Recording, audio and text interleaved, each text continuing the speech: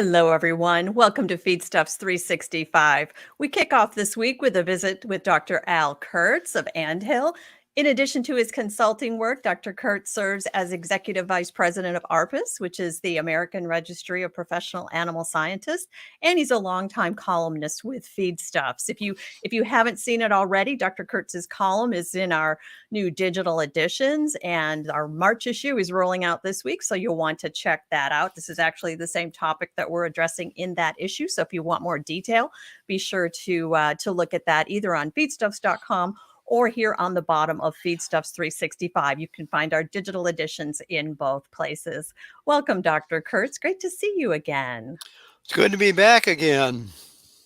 So let's talk. We're going to talk about the use of forage for young calves. A few years back, I believe you were involved in a meta-analysis of existing research on this topic. So tell us about that. Where did that idea come from? I mean, that's not a small project. That's a pretty big undertaking. So how did you get involved in that, or how did you decide that, hey, we need to do this?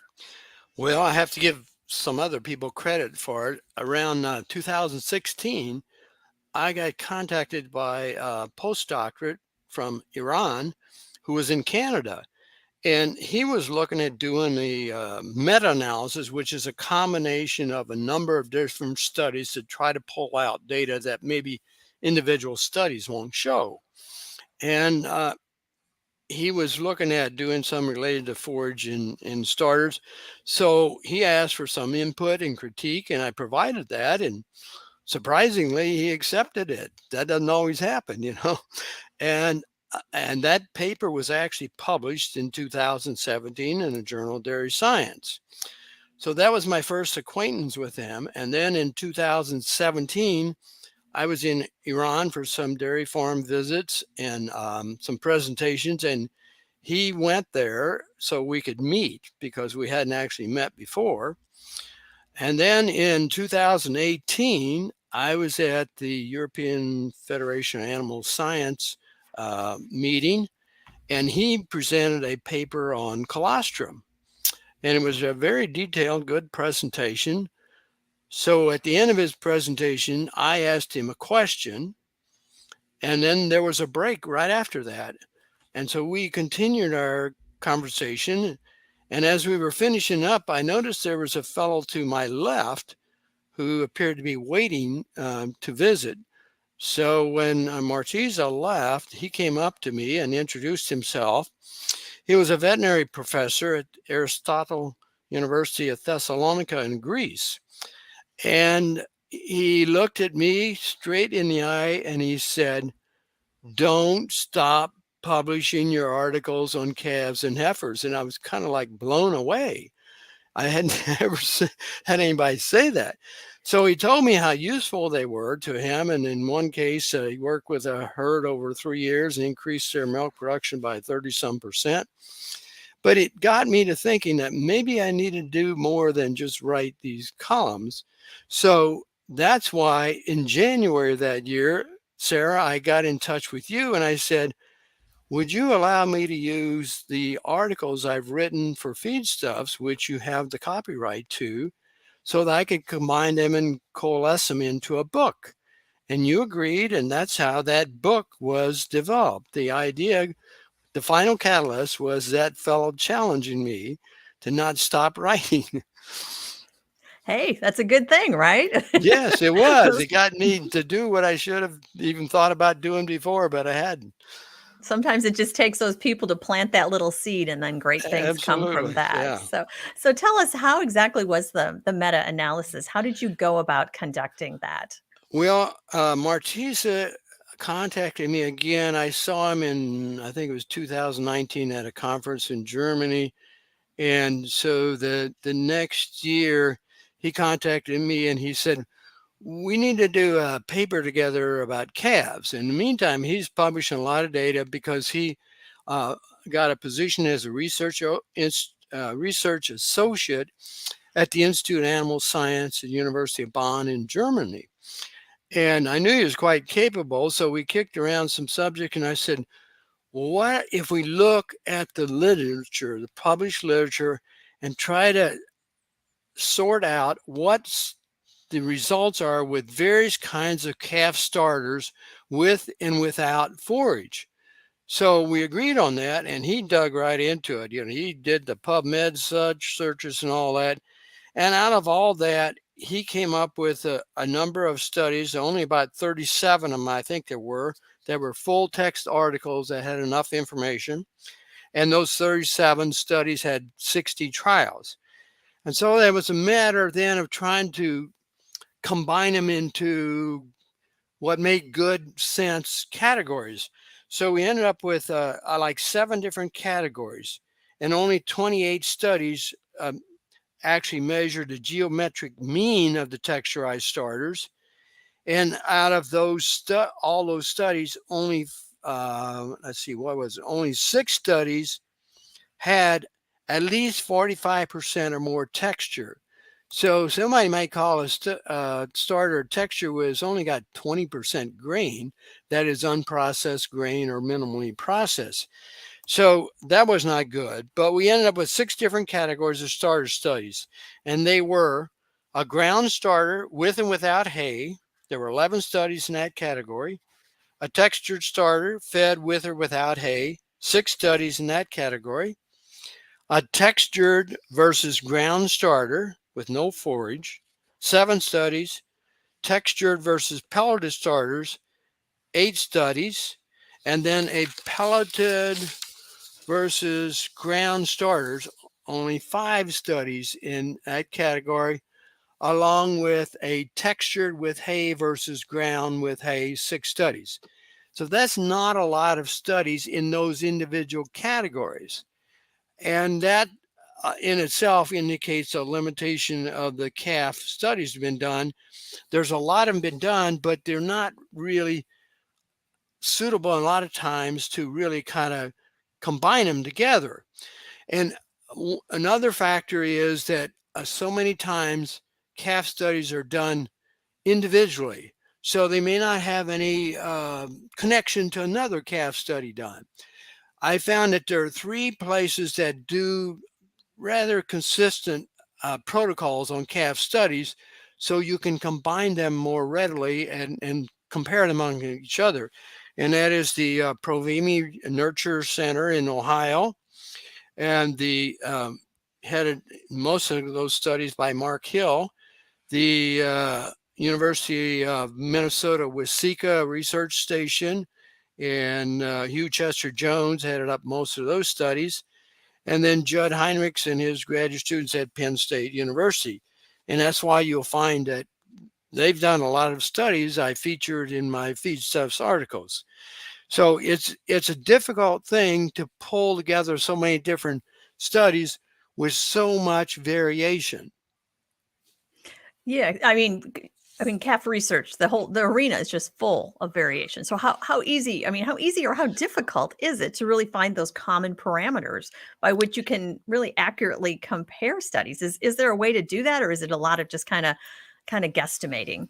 Well, that's the purpose of a meta-analysis, is to combine them together. But the more variation you have in the individual studies, the less likely you're going to be able to pull out some nuggets of information from the combined meta-analysis.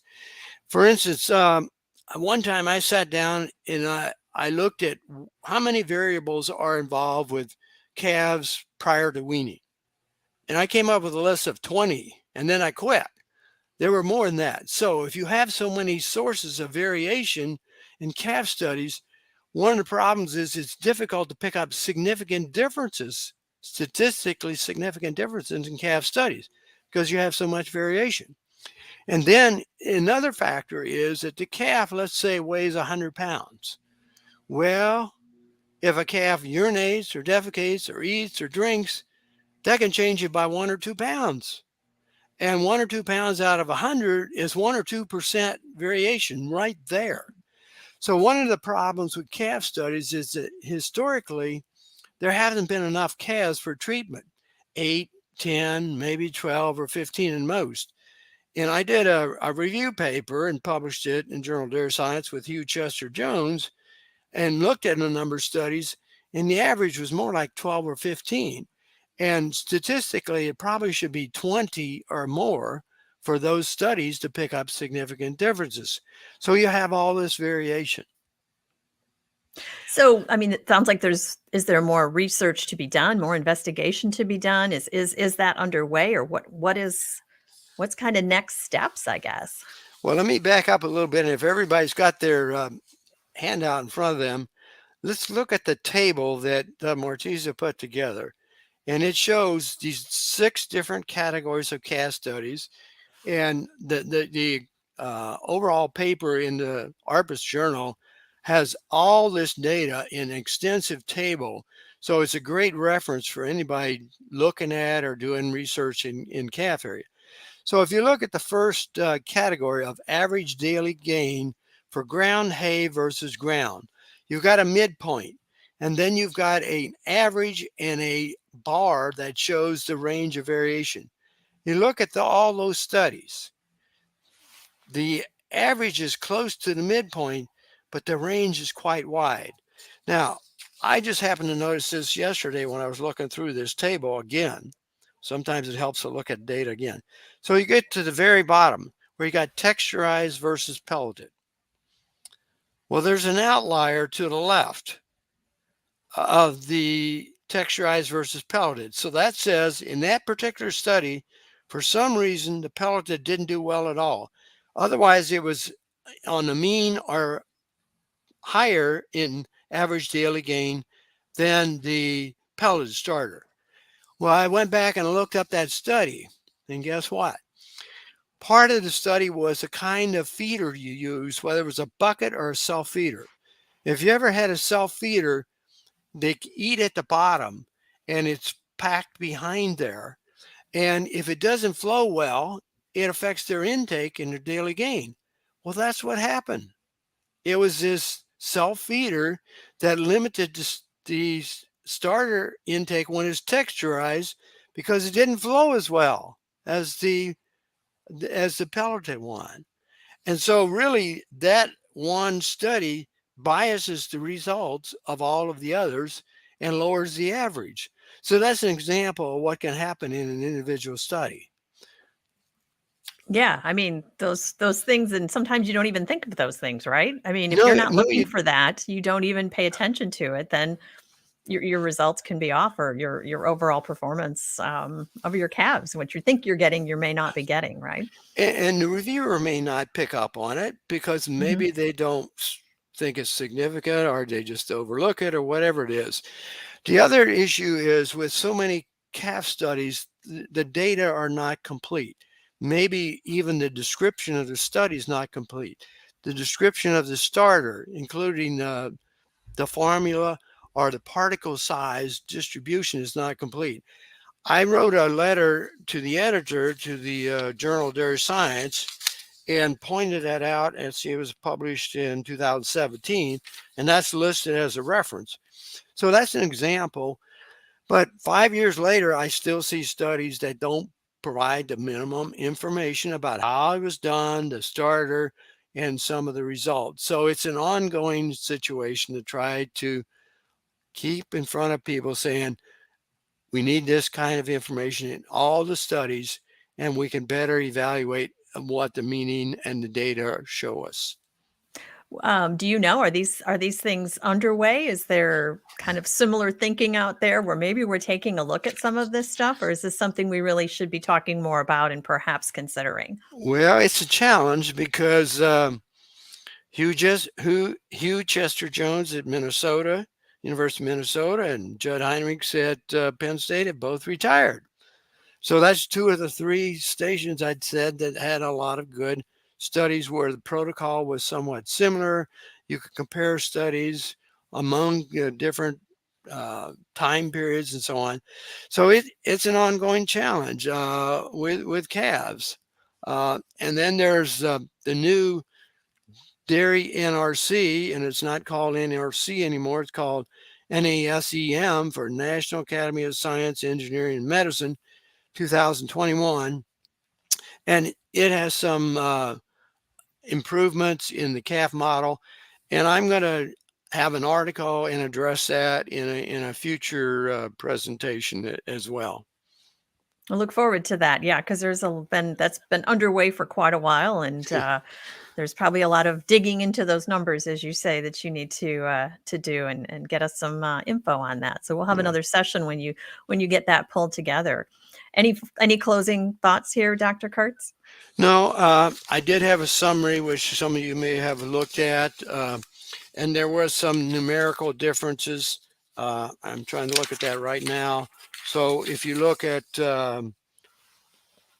when a finely ground starter was fed without hay, the calves have acidosis and they don't do it as well. So when you provide hay with that, they had 125 grams of additional intake. That's not a whole lot. That's about 25-30% more, but that's beneficial. And then when compared to texturized starter to pelleted starter, the average was 107 grams more with the texturized. But I just pointed out where there's an outlier due to a problem with the study. So that pulls that average down. So that probably has the biggest average difference. So yes, there are these differences, but we just need more controlled studies to sort out some of these issues better. Very good. Dr. Al Kurtz of Andhil. Thank you for joining us today, Al. We've been running some information if anyone is interested in looking at your book to do that. Of course, if you want to read Al's column, you can see that in Feedstuffs each month in our new digital editions.